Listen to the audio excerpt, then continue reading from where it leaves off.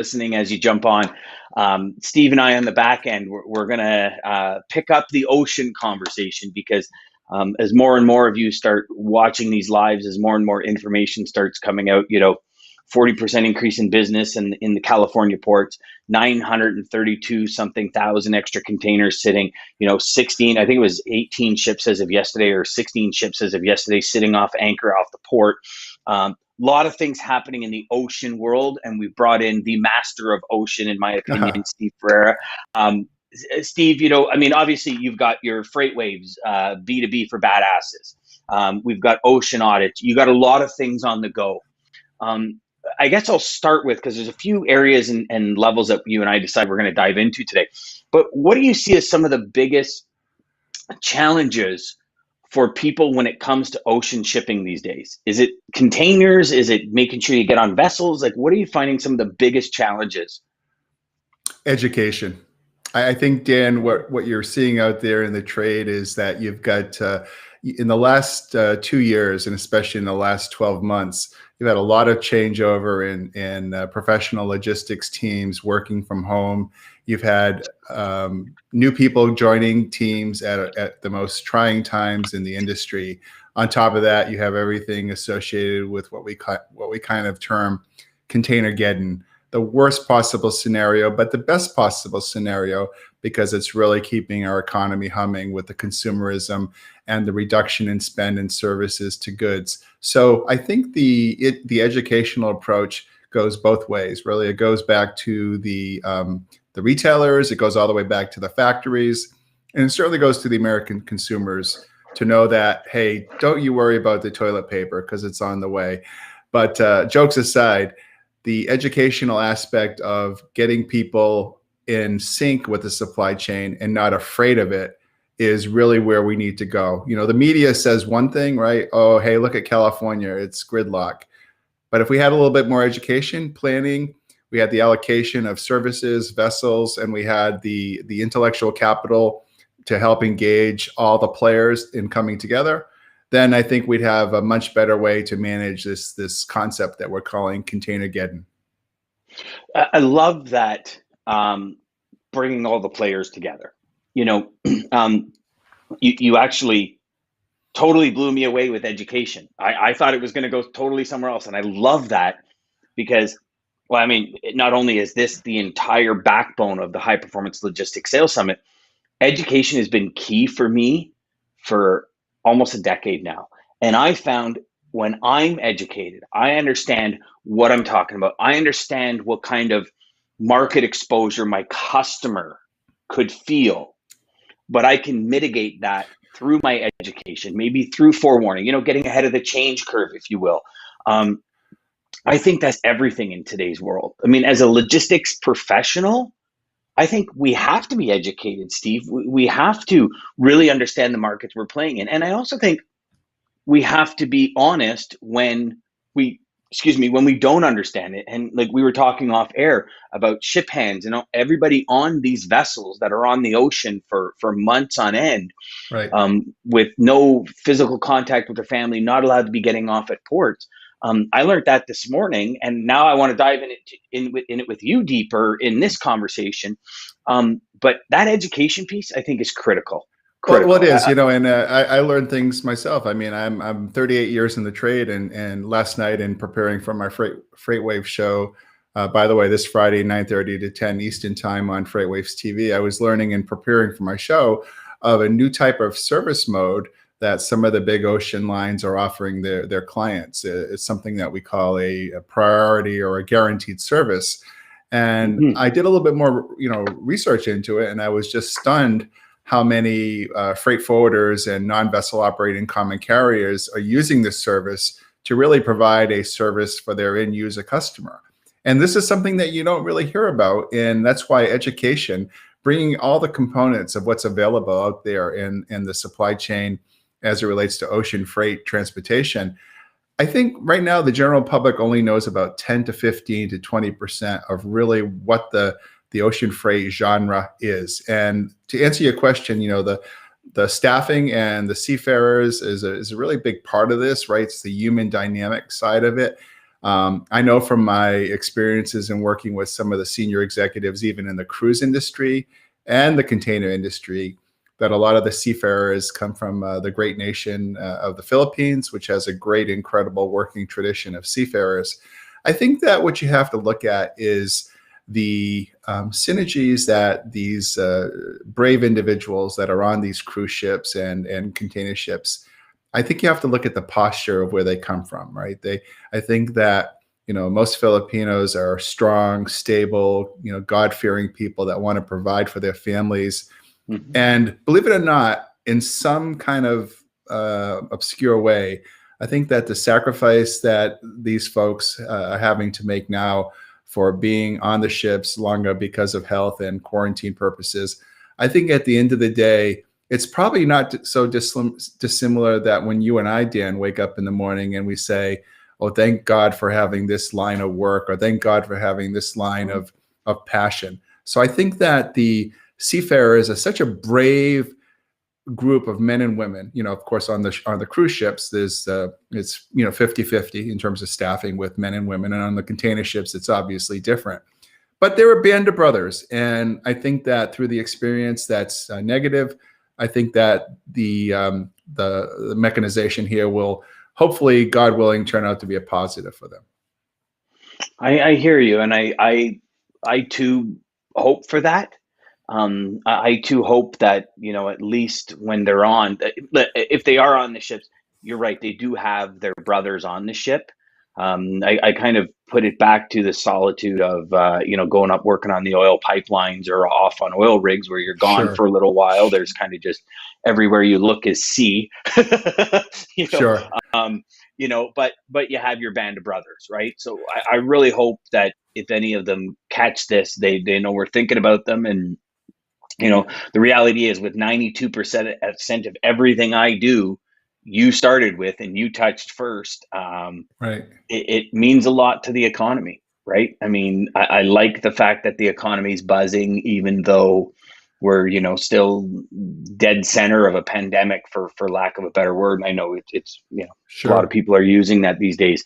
But ocean as a whole, I'd love to dive in a little bit more, and I don't know if I don't want you to give anything away from B2B Badasses on Friday. By the way, anyone who's listening, fantastic show, 9:30 Eastern, live. You got to watch it. I mean, if you do anything in the ocean environment in international shipping, that's the go-to environment for massive data, massive information, and massive tools and strategies. So that's my plug for you, Steve. Oh, I mean, I literally caught probably 23 minutes of it last week. Right. And it was 23 minutes where I was like glued to my computer, and I'm sitting there thinking, okay, can I push this meeting off just to finish it? And I couldn't, but I can't wait to tune in this week. So can you divulge a little bit from what you're going to talk about on Friday? Because if we only understand 20% of what's going on ocean, there's a huge area of education I'm dying to be a sponge from you for. Well, it's interesting. We're I'm not sure. I'm still trying to put together all the right show notes. But one of the things that's always interesting in looking at is trends. And one of having 3 children, and 15, 9, and 7, the conversation always comes up with, oh, Daddy, PlayStation 5. And so, you look at PlayStation 5s, where they're made, Asia, Vietnam, China. Mm-hmm. And then you look at the trends. Okay, it's interesting. So many units came in the summertime. Then all of a sudden, strategically, Sony kind of, amped down the amount of units coming in. Is the question being, are they creating a buzz? Is the shortages, really what drives the marketing and the buzz on that? And I tend to think it is, because maybe one of the things that we'll be covering, and again, I'm not sure if I'll have the time to include this on my show, is that you look at some of the PlayStations coming in the month of October, November, and they really took a nosedive down. And I'm sure that come Christmas time, you'll start to see those start to replenish, in terms of full volume. So it's really interesting, the dynamics of, say, for example, a hot industry like the gaming industry. Hmm. And one of the things we'll possibly look at as well too is just what are the top 10 items that are moving in the last 24 hours. It's a new system I've developed where I can take the viewer into a real microscopic look at what are the top 10 items that just came into the United States from California. And by top 10 items, I mean Amazon electric toothbrush, or Amazon mattress, or Target knockdown furniture for home use. So I think we'll get some exposure on that. And we'll have one of my really close colleagues, John Monroe, who is one of the top experts in ocean freight, give us a little bit of the lay of the land for the rest of the year and going on into 2021. Yeah, I'm very curious. Do you see the East Asia container uh, constriction continuing? Like I'm finding in all the stuff I'm doing out of Tianjin and Ningbo and a lot of these places. They're saying like containers are almost impossible to find. I haven't personally been booted from a boat, but I know other people that I've spoken to who've had containers booted from a boat. Um, do you see this continuing, or is this more of a ramp up before Christmas? Because now, where are we now? 24th. So, I mean, right now, pretty much any boat that leaves will pretty much miss Christmas, right? Right, right. I mean, if it hasn't left already, it probably, I mean, just even if goods are arriving today, they're going to be somewhat hard pressed to really make it into the flow systems. They will, but no one likes that, right? Nothing likes to be, nothing worse than not having the inventory. But I think that we see enough pent up demand that this trend should continue, well through Q1 Okay. 2021. We don't see much of a diminishment in terms of what the freight rates are. And the thing about it is the index that everyone talks about it's kind of bogus in some ways, the Shanghai Container Freight Index, because it doesn't really even begin to tell the story of the premiums and the extra fees and surcharges that a beneficial cargo owner would need to pay in order to get on the boat, right? So if the index is saying $4,000 to the West Coast, in reality, it may be $5,000, $5,200, because you don't want to get rolled. And for the audience, that just means that your cargo doesn't make the vessel that you intended.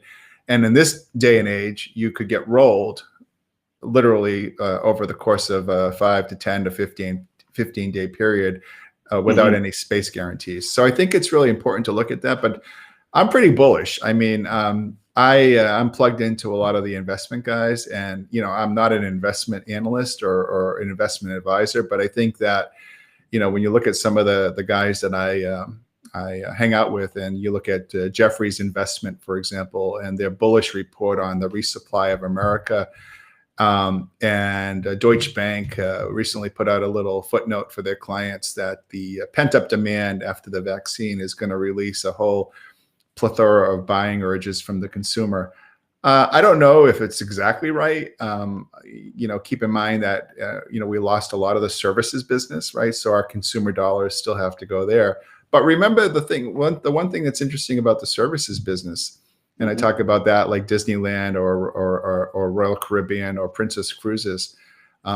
Many of those service industries are highly reliant on ocean freight, right, to resupply their stuffed toys, their onboard foodstuffs, and many products derived in the import scheme that support service businesses. So I'm very bullish.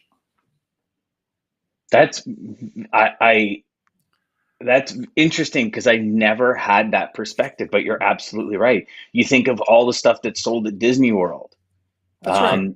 or Disneyland, Disney World, both of them, either West Coast or East Coast.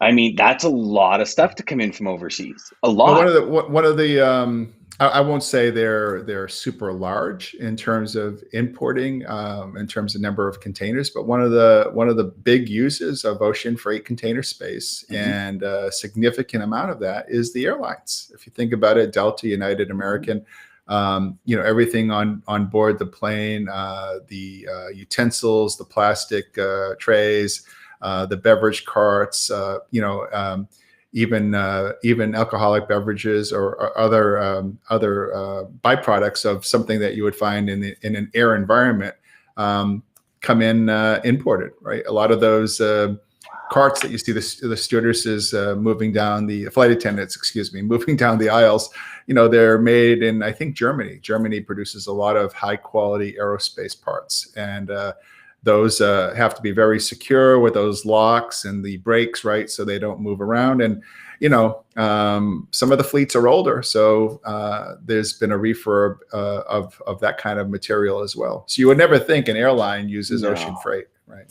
The more conversations this is what I love about what we're doing, is the more conversations I have, my mind seems to be getting blown like 3 times a day lately. And it's incredible because never once would I have thought of that. Never once would I have thought of it. I see kind of my prediction moving forward is once vaccines are out and stuff, there's going to be an onslaught of people taking vacations, is from what I see now. I was having a conversation with my wife about it the other night, and she's like, well, what if people like did pools and stuff? And I said, yeah, except they're going to want to get away. Like they're just going to want to get away. So once that fear kind of dissipates, I see a lot of people getting away, which hopefully will then increase tourist industries everywhere. I mean, even me sitting here in Canada, snow all over the ground right now. People want to go skiing, people want to go snowboard, people want to go snowmobiling that aren't necessarily from an area that has snow. So hopefully they'll come in as well, right? It's sorry, you were about to say something? No, it's just, I'm filled with visions and thoughts because, for any of this to happen, right, all these items that we talked about sounds great, but it really does start with an idea and a concept and 2 or more people, sharing it in a room and one person being able to show that other person the benefits. And I'm referring really to, the whole genre of sales and marketing and interpersonal building that B2B persona, that I think it's so important, right? And that's one of the things I think that's really helped me in that, so I know a lot of aspects about these various categories, but it's part of my persona because I want to be able to go into a room and be able to highly educate and, answer any questions that my clients have about what's going on in real time and, bring them something unique or different that they might not have considered. And I think that when you do that, and I think the sales seminar and module that you guys you're brilliant in putting together, I think that it'll give us a chance to really give somebody a once in a lifetime idea of something they hadn't considered in terms of how to approach a client, or some unique ideas that get them out of their comfort zone. And I think that we can talk about this operationally in terms of the dynamics of the market that we're in.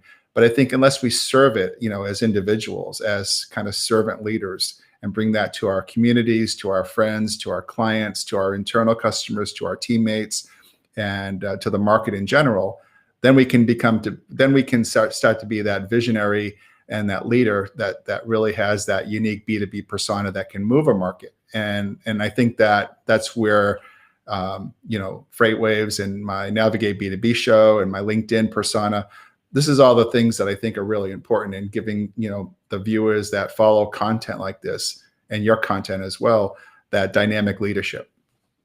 Well, thank you. I appreciate that. And that really was, education, as I said earlier, education is the backbone of the High Performance Logistics Sales Summit. I mean, it really is bringing together 25 icons, 25. I'm often saying to people, I'm connecting with 300-400 people a day on LinkedIn, just trying to share the message with them. And I often say, when anyone says, hey, thanks, I'll check it out, every time I reply with, we have got some rock stars here. I don't think there's going to be a conference put together like this. Nothing has ever happened like this, specifically focused on the sale, because I do believe salespeople control economies. I think salespeople are the ones that can go out and sell and restart economies. And some might say you're completely off your rocker, Dan. Some might agree with me. That's fine either way.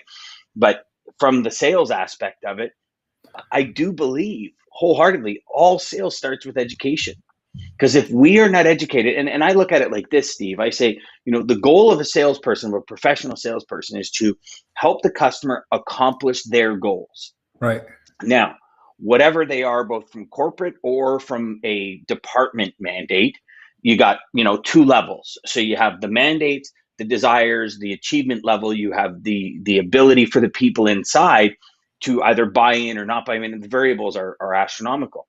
But we as salespeople, and yourself and myself, if we go into companies, we say, okay, what's the goal? Like, what's the end result? And a company comes out and says, I want to save, something crazy, 25% on all my shipping. Right. We know it's probably going to be very hard pressed to do that. Well, let's look at the data. Let's look at all of it.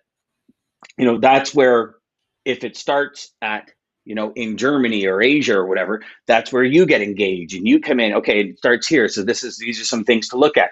Then it moves over to OTR or moves over to a distribution network, and here's some things to look at. But we can't do that without education. We don't, if we never understood market rates and how things are going, if somebody said, $7,900 to the West Coast from Asia, we might be like, okay, cool. Because we don't know. Right. And it's our jobs as salespeople to mitigate both the risk, the friction, and exposure of our clients in the market. And I believe that's what these conversations do, is they educate, salespeople on what's happening behind the scenes. You've shared some things with me that I never even realized. I knew there was an Xbox launch. I knew there was a PlayStation launch, the iPhone 12 and Amazon. And then PPE, the top 5 that were kind of sucking up all of the volume in ocean, right, for the launches and that kind of stuff. But the back end of it that you just shared, where it kind of peaks and it actually PlayStations were at the lowest when I was under the impression they were at the highest. Well, that's a driven strategy, right, by the manufacturer. But of course, everyone else is like trying to get lower value furniture in, right? You can't get enough furniture on the ships now because people are still buying those lower end tables for that second bedroom for the child or for their own service setup where they have their monitors or computers. So I think it's really interesting what's trying to get on the ship, what's on the ship, and why it is. And I think that's part of the educational process as well, Dan. Yeah, I agree. I think the other thing too about it too, that's really interesting about the High Performance Sales Summit is, sales is a really weird deal, right? I used to think, I recently turned 60, and when I was, really young, I was in love with Tom Hopkins, who at the time was like one of the, say this if the client says this, or wear a brown suit, or it's like all these kind of like old school things that you were told to how to handle an objection, and it's kind of BS a little bit, because I think that in today's day and age, it really does come down to solving a series of little problems and then, building that trust with the client. I do think it is true that, there's no secret success to sales. It's hard work, and you still need to build those, 5 to 7 touches to really get in that sweet spot. But it's how you do it, right? And I think there's a lot of really smart ways to do it. And you know what? I'll tell you, Dan, I know that Mike Nemi is on the panel, right? Yes, he's on the sales panel. Yeah, I think we're off the air now. So you tell that guy this is SmackDown. I'm coming for that Mike Nemi, and it's going to be heck when we get on the table. And Mike, I'm going to be role playing with you, and we're going to see. We're not on the air, are we? Yeah, we're live. Yeah. Oh, and so I was saying that I think the sales process. I love that. Sales process is really dynamic. It really does come down to, I think, understanding the dynamics of who your target client is and really what the pain points are, Dan. Excuse me? I love that, Steve. That was awesome. Sorry. So just so everyone knows, Mike and Steve go way back. Oh, I'm kidding. Now, I hope you didn't break your phone when you threw it, but no. I made sure that was going to be the best throw I ever did. So, are you kidding? That's on the couch. Right? A phone. That's a $4,000 rig right there. So. Oh, jeepers. Okay. Well, yeah. No, I agree. I've always thought. Well, let me rephrase that. Probably for the last decade, I've realized sales is like marketing. You have to test, find out what works. Then all of a sudden you get like in internet marketing stuff, they call it the Google slap or the Zuck slap, where Facebook changes their algorithms, Google changes their algorithms, and all of a sudden you Right. get slapped and you got to redo all your ads and test, and find out what works. I find sales the same way. I mean, I was having a conversation this morning where I said, 2008, 2009, not all that long ago in the grand scheme of things, Yeah. the big word was value that came out of the economy collapse. Right. Value, you got to add value. If you charge $10, you got to add $20 worth of value. But what is value? Value is in the eye of the beholder, who's our customer. So, Sure. this year, Sarah and I were talking this morning, and I said, I think it's pivot, and she says, I think it's perspective, and I agree with her over pivot. It's perspective, right?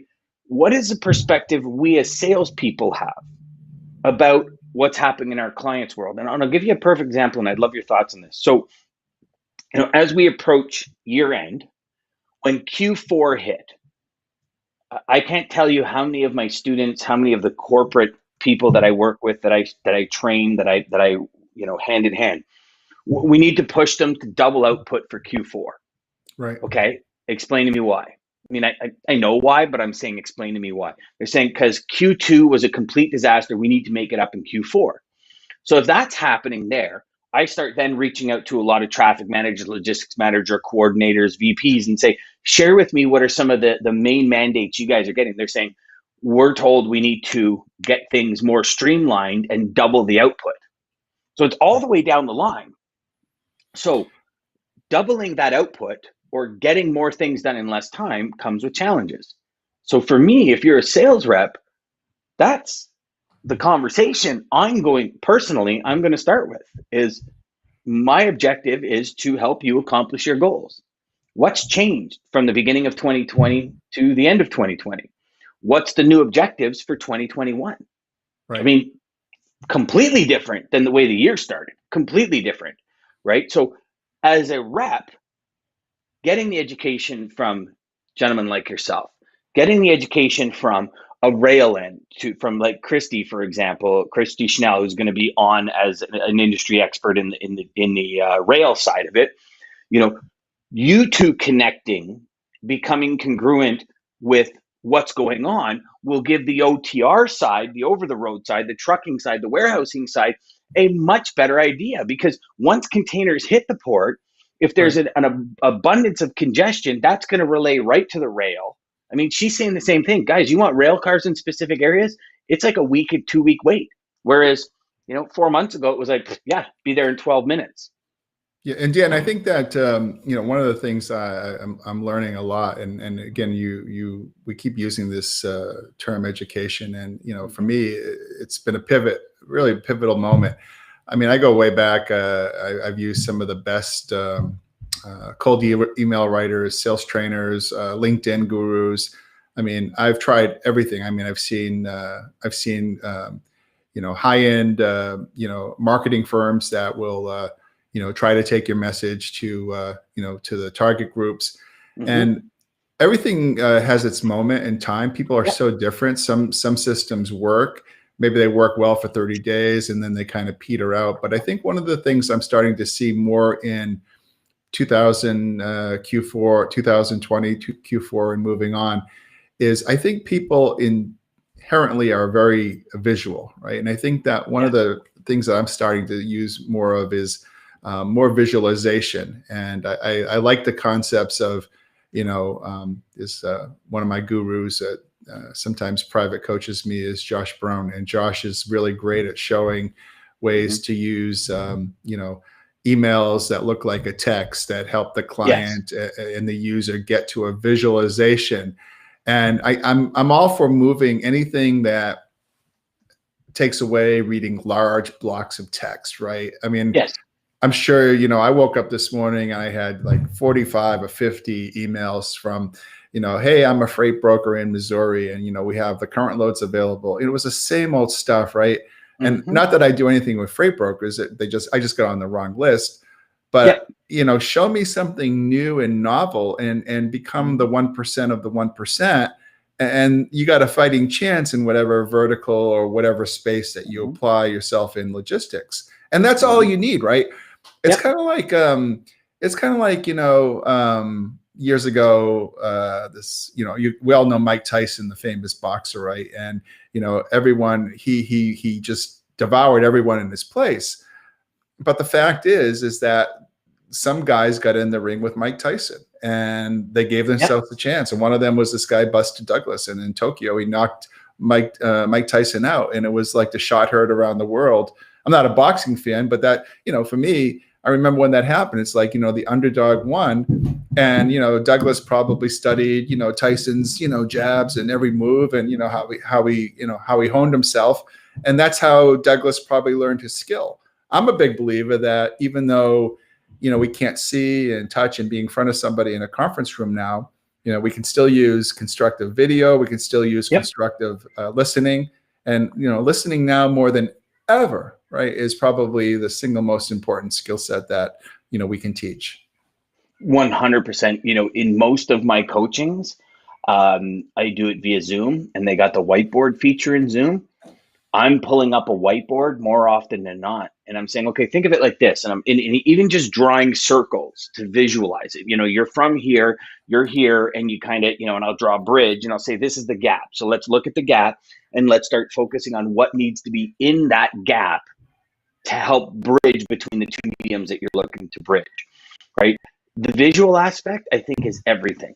I often say, and works well, is to think of it like this.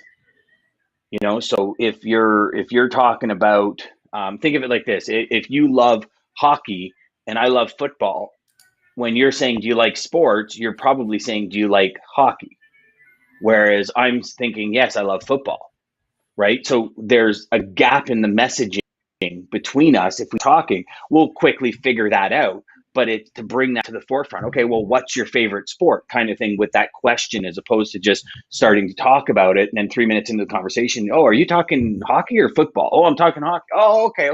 Because there's that confusion for the little part. So I use that quite often. I love the visual part of it. I think this, email portion. So I've done, since the pandemic, if you will, I've gone from all phone calls and only phone calls. So when we were originally planning the high performance summit in March, we actually got shut down 2 weeks before the summit was actually supposed to be in Mississauga, Ontario. We had the place full. We had it maxed out. I was actually debating about doing a digital side of it just about 2 days before Ontario shut down, but it was all phone calls. And then what happened is, as we were moving into that kind of unknown, I went to video messaging on LinkedIn, and it's all I did. I kind of just grabbed my phone and I did video messaging. Sure. And it's funny because about 67% of the people I messaged would reconnect and get back to me, and I'd continue the conversation. Now video messaging is somewhere down around 25% of the people are connecting, because it's no longer new. It's not novel, like you were talking about, right? And then there's this whole email, phone, offline that's working really well right now, where we go out to prospects and we for lack of a better term, we engage them on an email, spark interest, get on a phone call, and then immediately pull them offline onto like a WhatsApp or a text message way of doing business, because it's so much faster than the typical, okay, I'll call you back in 2 weeks and all that. And then I kind of created a connect between the connection times process, and that's working really well.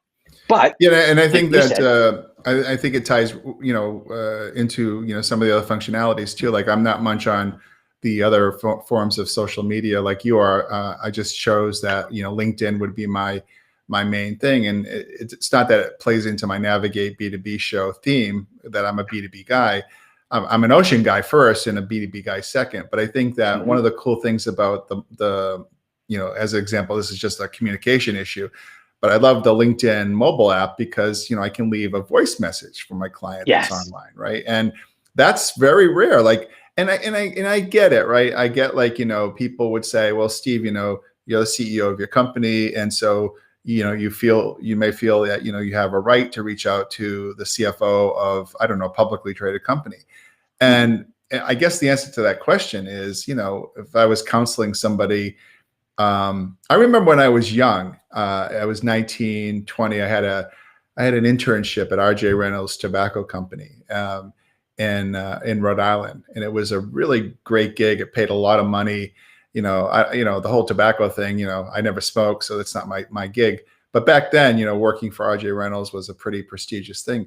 And I remember towards the tail end of my summer internship, we didn't have computers back then. All we had was the white pages. And I said, I got a really interesting idea. I'm going to look up the president of RJ Reynolds in North Carolina. I'm going to call him at his house.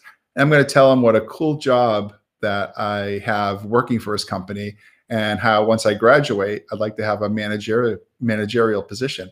And I did that. I called the president of RJ Reynolds, a guy named Paul Sticht. I got his wife on the phone. I said, can I speak to Mr. Sticht? And I said, I'm Steve Ferreira. I'm an intern in Providence, Rhode Island. And of course, as you know, the next step, on Monday, I was in my boss's office because the word got that I'd called the president of the company. Yeah. But instead of getting punished, they had, big smiles on their faces. They said, Steve, why didn't you call our CEO? And I said, well, I didn't know any better. I just wanted to tell him how much I enjoyed working for the company and ask him for a job once I graduated.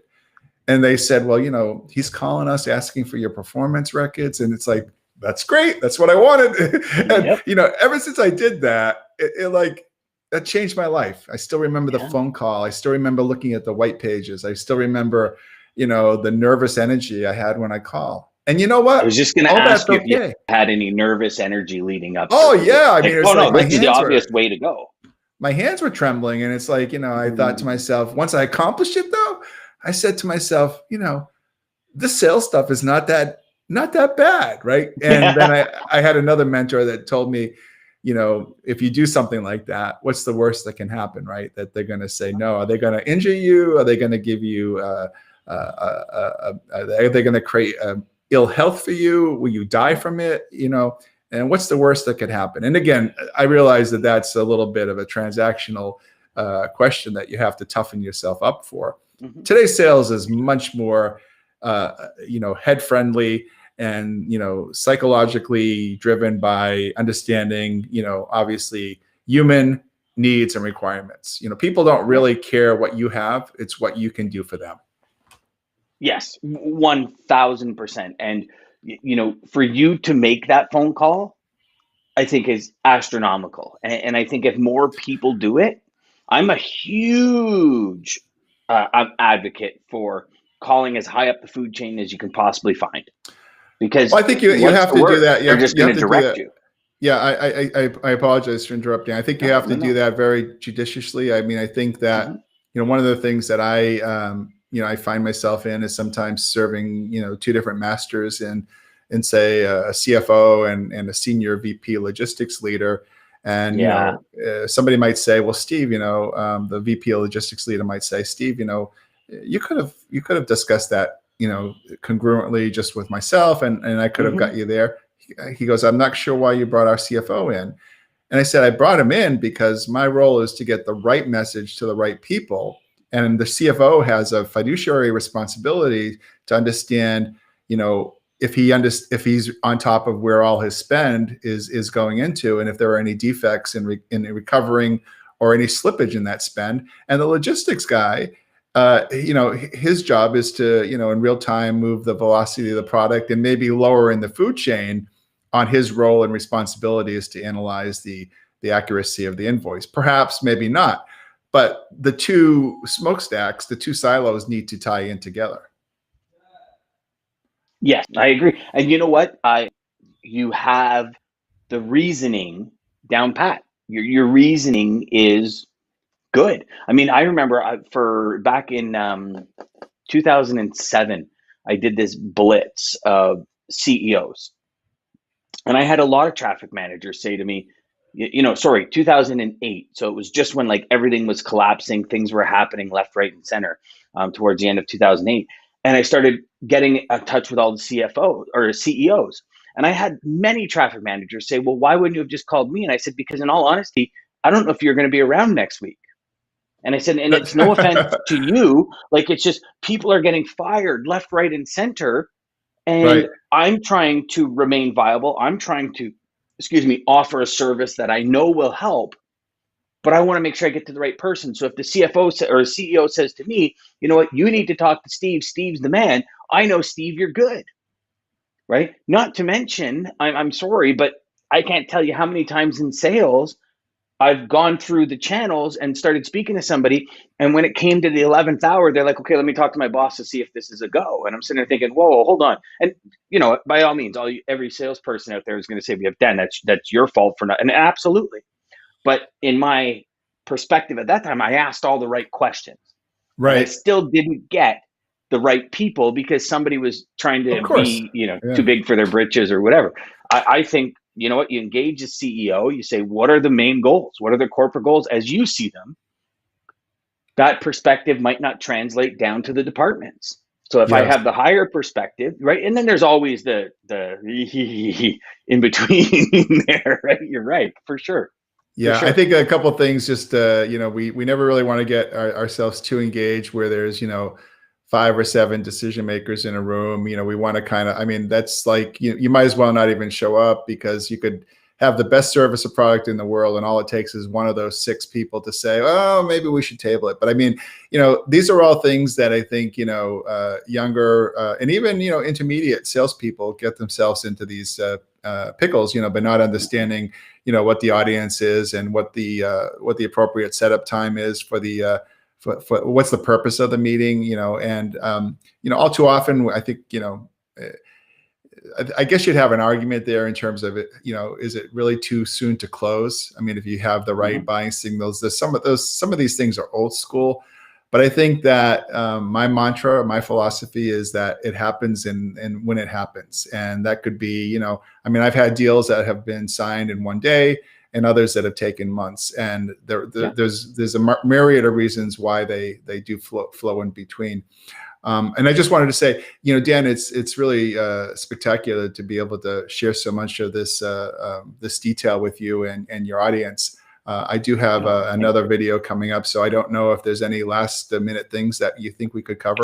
I'm fantastic, my friend. I really appreciate your time. I appreciate everything. For all of you watching the High Performance Logistics Sales Summit, Steve is an expert panelist on Ocean. If you're looking to connect the dots in supply chain, any level of it, that is going to be the place to be. December 11th, 8 till 4:30.